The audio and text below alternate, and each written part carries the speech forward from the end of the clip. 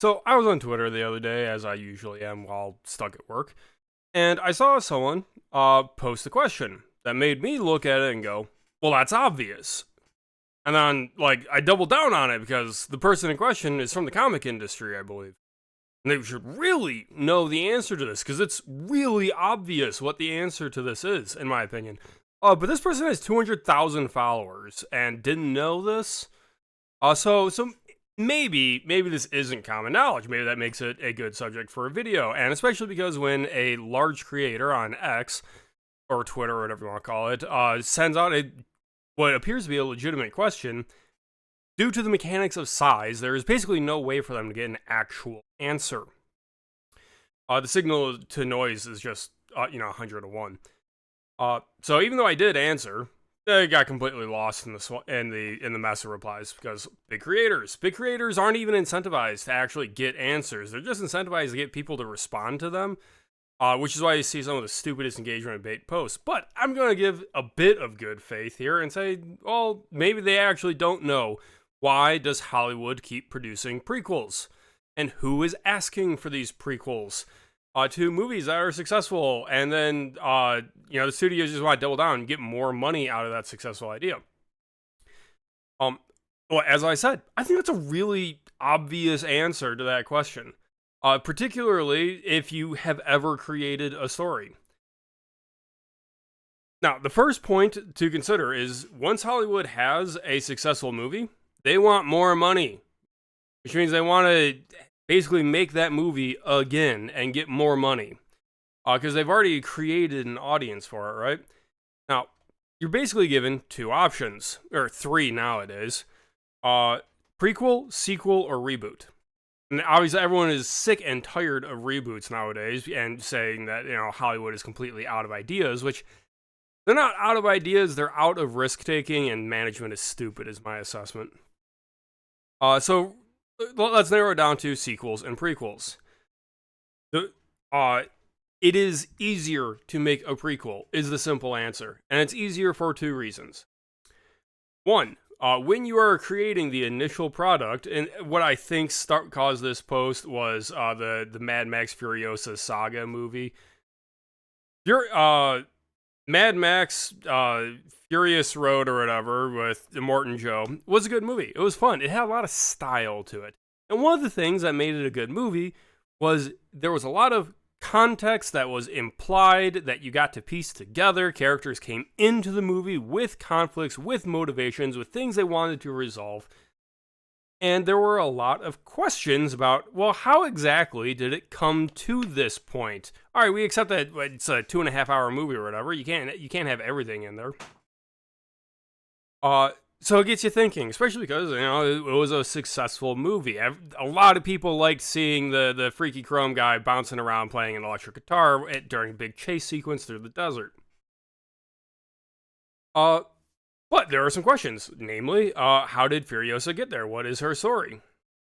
And that is obvious material that the writers probably already have a lot of answers to, because they would have had to answer those privately in a way that you can change to actually flesh out, but they probably had to generate a lot of those answers already in order to make the original movie. There is an adage of advice in writing that you start the story as close to the end as you possibly can, because that is how you have the highest tension, the highest mix, and you will end up with a more engaging product if you aren't going through a bunch of slow setup that you don't really need to do.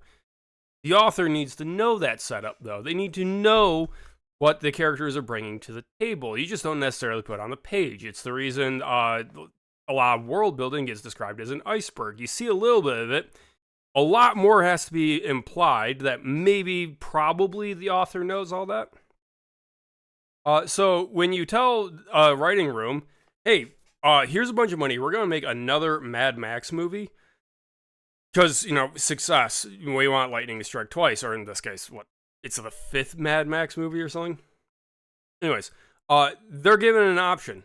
Well, you can continue the Mad Max story, you can write another sequel, or you could write a prequel, because those are just categorically the two things. Now, the sequel, you'd have to make up completely new stuff, and you'd have to try and one-up what you already did, because that's another issue, is you don't want to undo the ending. That was a big issue people had with the Star Wars sequel trilogy, which is that all the successes of the original trilogy got undercut like retroactively afterwards. Because of the need to bring back the Sith, okay, then that means the Sith weren't actually defeated, which means that we didn't actually have a climax. Like, nothing was actually accomplished in the original movies because these other things had to happen. That upsets people because it attacks something they already like and already have. So you really don't want to undermine what you already have, but you also need to somehow do something big and dramatic in the same themes of conflict. So finding a way to reintroduce those things after you've fixed them by the climax of the first product can be really tricky. It's simply freaking easier to rewind the clock, where the problem, those bad people haven't been defeated yet. Now, you get a little restricted with like, oh, so-and-so can't be killed, this can't happen, all these things need to lead up to that.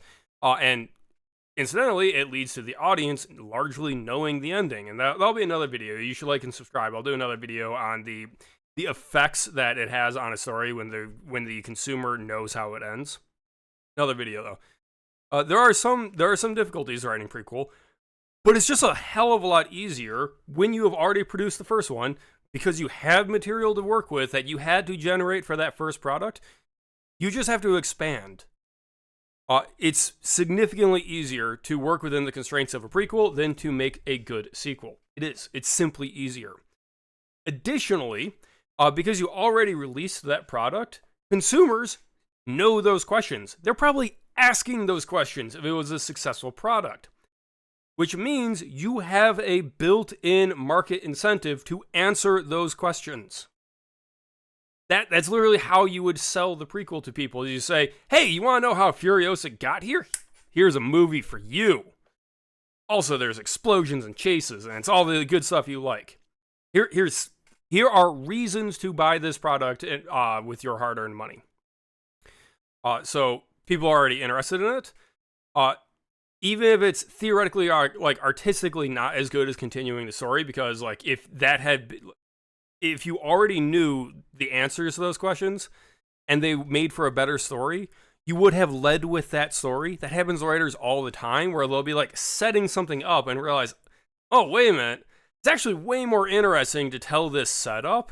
Let me start over the process with this as the main focus. And, maybe later I can get to that sequel. It happens all the time with writers. Ask any of them. They will probably say, yeah, no, so-and-so in this book manuscript really stole the spotlight, and I had to redo it with them as the main character and everything. Happens all the time. So a movie studio wanting to expand their IP that has a safe audience and needs a way to incentivize the audience to actually care about the next movie. All the elements are right there. They've already done the work. And like when you know how to start theoretically and how to end, especially in a writing room setting, it's a lot harder to fuck that up too. It may not reach the highest highs of like artistic genius coming out, but it's just harder to screw up, which makes it a better gamble for a studio that has probably been bleeding millions at the box office for years now. So I think it's really obvious why Hollywood is turning to prequels right now. They've already examined these ideas. They've probably already filtered for what are the best prequels we could examine. How can we make them better by bringing in fresh talent, theoretically? And look, we're using franchises that are successful. We're going to grab all the elements that we can that made us successful, even though that usually just means like high-budget chase sequences or some garbage that has nothing to do with the writing. And we're going to make a product that should hopefully get our money back. The work is already done. It's easier to market. As a built-in audience, of course you're going to be getting prequels. Maybe that's not obvious, though. Maybe major comic creators with hundreds of thousands of followers on X that probably organize block lists, maybe they just don't know that. What can I say? You, however, should check out some of my writing if you are interested in supporting the channel. And of course, there is the book club. This month, May, is going to be the Dying Earth series by Jack Vance. And the live stream for Notes from Underground will be this Saturday. Hope to see you there. Cheers.